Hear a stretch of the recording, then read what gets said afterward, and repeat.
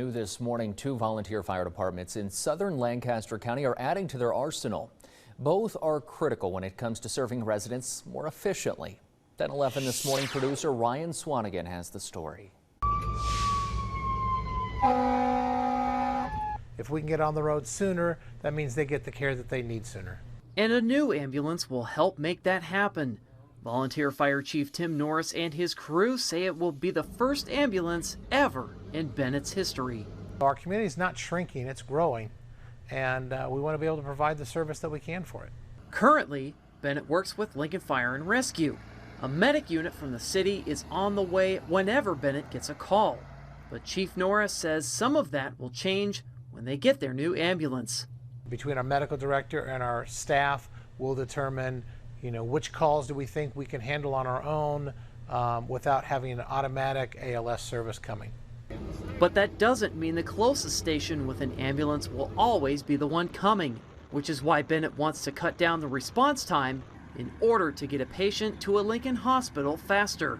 We had someone at our town hall meeting that says, hey, I've watched and it's 20 minutes or more before the ambulance shows up here. Well, if that person's ready to be packaged and go, maybe we're only on the scene 5 minutes and we can meet ALS or get to the hospital in that 20 minutes. Norris says more rural ambulances in southern Lancaster County is a good thing for residents. Palmyra, they have an ambulance. Eagle has 2 ambulances. Southeast has 2 ambulances. Hickman now has 2 ambulances. What an ambulance service does for the Hickman Fire Department is provide faster, higher care for our patients. Like Bennet, Hickman is also adding to their fleet. Just before the pandemic, Volunteer Fire Chief John Brady says they added a used medic unit, and this month they added a new one. And I think we proved tenfold that a transport service for the Hickman Fire and Rescue Department was vital. So once we did that, we were able to convince the board that a new ambulance obviously is part of the process so that we can continue to grow towards the future.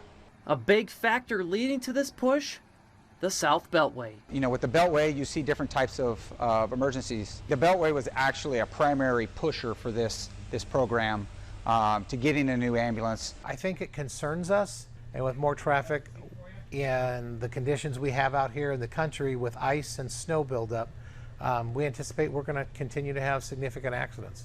Bennet's coverage area spans from the East Interchange just outside Southeast Lincoln to 82nd Street, but everything to the west is covered by Hickman. They're staffed for the task, but are always welcoming new volunteers. We're hoping that it's also going to be a way to attract some new people. I mean, there are, people assume we have an ambulance, but when they find out that we do have one, we're hoping that there'll be other people that want to be involved and give their medical skills.